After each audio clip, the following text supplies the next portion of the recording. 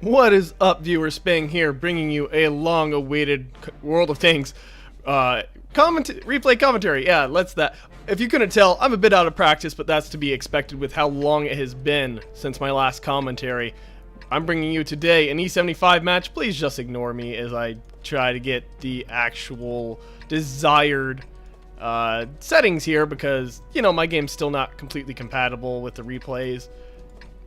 But, like I said, I'm bringing you an E75 match. This is a match I actually played, hence the name Spangles and the Forge icon. Last I checked, I'm still part of Forge despite my inactivity. Not only have I not been doing commentaries, I've not really been doing games in general, but as you can tell, the battle is Mines. It is standard battle, the only type of battle on Mines, and I am driving my E75 top tier. There's only 4 tier 9s on my team, 4 tier 9s on the enemy team. Granted, one of those is an artillery for each team. And it is not something to be taken lightly. We've got the rapid-firing French artillery. They've got the pretty fast-firing, well, it's not fast-firing, it's heavy-hitting American tank destroyer. Again, I am so out of practice. I almost called it a tank destroyer, so please bear with me as I try to get back in the groove here. Trying to take a very, almost a non-existent shot at that STA-1. Just kind of hoping beyond all sort of reason that I might have nicked the top of it, but clearly not the case. The enemy team looking to make a strong push towards the center, most of their forces going that direction, whereas our team pretty much dedicating almost nothing to that push, so already not looking good for us. Already down 1 tank. Granted, they aren't too much of heavy hitters. One of them was a tier 8, the other one a tier 7. None of our heavy hitters gone quite yet, but the enemy team really wanting to take that center hill, which is not a bad strategy. It actually provides you quite a favorable position on this map if you can manage to take it. But then you've also got to put that against, well, how many tanks are we going to lose taking that position? Both teams sending a few tanks here and there to the city over on the right-hand side around the mountain. The IS-8, the WoT Tiger 88, the IS-3, some pretty heavy hitters here in the center. And we have, the one thing we have going for us in the center is our tank destroyer support. If you'll notice that down in that Kilo 4 region, 3 tank destroyers and our artillery all located in that one position. So we've got some backup further back, but it doesn't really help us if we can't draw the enemy into that line of fire. The IS-3 almost getting hit, almost getting pretty much, like I said, drawn into that line of fire. I'm doing a little bit of spotting here, but also recognizing I need to reposition as the enemy team is coming down from the hill. This is that advantageous positioning I was talking about to take out the rest of our tanks over here, leaving me with an STI, a 1390, an IS-8, and a Tiger 1, and just other tanks that I am not yet aware of coming down to greet me. Getting a free shot on the IS-6. Free shots are always nice. And here I will put the steel wall of the steel of the E75 to the test against this onslaught coming towards me. Now, if you notice, I'm angling my armor. I'm side scraping, as the term is known, where I'm basically protecting my lower front plate by keeping it against the wall and only pulling out, exposing my very slanted side armor. And that will protect me from most damage. Right here, an AMX 5100, gotta watch out for that autoloader. He damages my tracks. I deem it not necessary to pull forward quite yet, just waiting for the track to repair naturally. The STI pulling out to try and get a shot. I'm still reloading.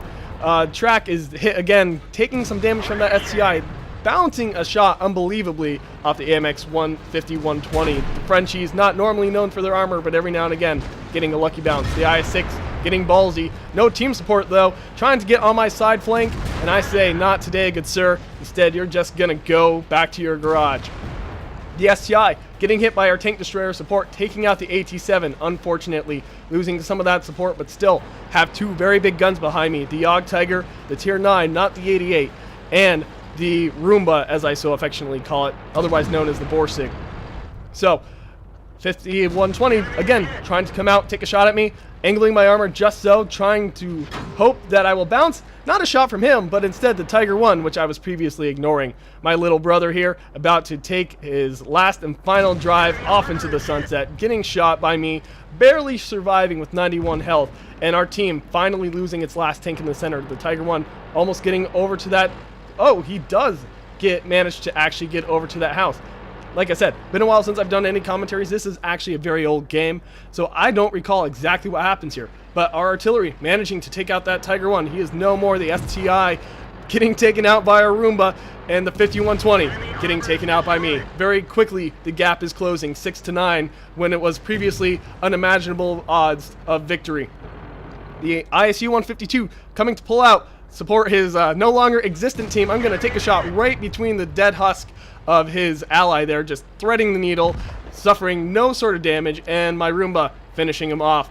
The enemy team trying to push up the middle, but already having pretty much lost their tank advantage, barely surviving and hanging on here. The tank destroyer and the IS-8 both trying to work together. I got to commend them on that, but it's not going to be enough. I'm just going to do my best, try and take the shot on this IS-8. He will fall to me. 3 kills, and the enemy team still only maintaining that 1 tank lead, but just barely. This 122-44.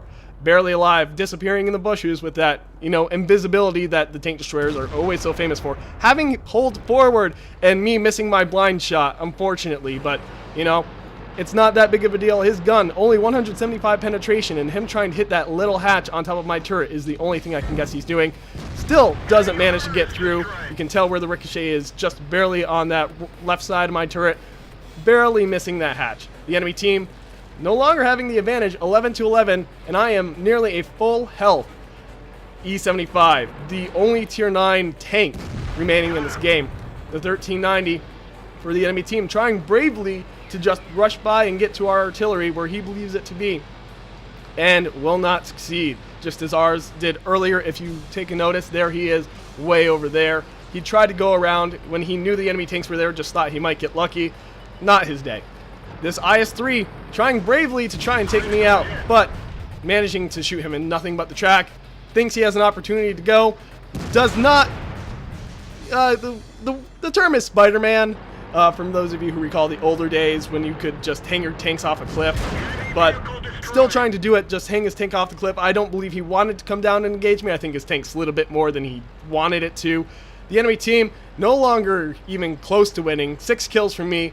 14-11, and I believe at this point I'm trying to get Confederate as well. I believe I might have damaged enough. Now, I don't have any mods installed when I play the game. I play the game vanilla, and some people say that makes me a worse player, but hey, my stats still speak for themselves, right? So, I don't know how many tanks I've damaged as opposed to how much I've destroyed. I just have a rough estimate as to, possibly feeling like I might be about to get it. So right here, I just look menacingly at him. I don't want to kill the last artillery piece just simply because I want a chance at that Confederate. So I'm just going to spot him. Suffering quite a bit of damage though. Like I said, that American tier 9 artillery hits pretty hard. And I know he's reloading. I know he has a long reload. I know I could take him out, but I instead give the kill to our T-26 E4 in hopes of getting that Confederate. But as we will see in the post-game stats, that is not the case. I even say your kill in the chat. So, again, a little bit of teamwork, a little bit of fire support goes a long way. Now, you'll see in the post-game stats, I'll leave it for the post-game stats, but having those tank destroyers covering my back, a lot of times people say tank destroyers move up, tank destroyers do something. In this case, they were in the exact right position. They knew where they needed to be, and they were able to provide that absolutely essential fire support. Maybe if they were a little more forward, our team wouldn't have needed that so badly. Maybe I wouldn't have needed that so badly, but in the end, it all worked out in our favor. So, we're going to post-game stats now. Yeah. Alright, here's the first screen. As you can tell, I got Top Gun, Steel Wall, and Patrol Duty. Not something you typically see on a heavy tank. Usually you see Patrol Duty more on the scout tanks or medium tanks, but I was just on the front line enough, providing that absolutely essential spotting to our tank destroyers in the rear. Managing to get Mastery Badge Ace Tanker. Very happy with that. The E75 always is quite good at absorbing that damage and just shelling it out as well. So in this case, I managed to do enough of both to where it gave me Mastery Badge Ace Tanker. Oh, and as you can tell, let's look at the stats here. I damaged only... no, as you can tell, you can scroll down. So I damaged 4, I believe, and killed 6. So I was kind of close, but not close enough. So going back, 16 shots fired, 14 direct hits, only 12 penetrations of those 14. One of them, still, I'm a little surprised I bounced off of the AMX, but, RNG, sometimes you just can't control it. In fact, you can never control it, but sometimes you just can't predict it quite as you would think. Soft French armor, think it'd be an insta-pen. Not so much. Damage blocked by armor over 2,600. and damage due to the player's assistance, even more than that, 32. Not close enough, right? Damage, my own damage, pretty much on par with that, 3,559, and just managing to soak up and dish out that damage, like I said. And what really came into play with my experience getting me Mastery Badge Ace Tanker was that damage due to the player's assistance. But anyway, hope you guys liked this commentary, and if you did, please be sure to hit that like button. If you want to see more, subscribe, and if you've got a replay, check the description thing, for instructions on how to submit. But until next time, and there will be a next time, this is Fang, and I am signing off.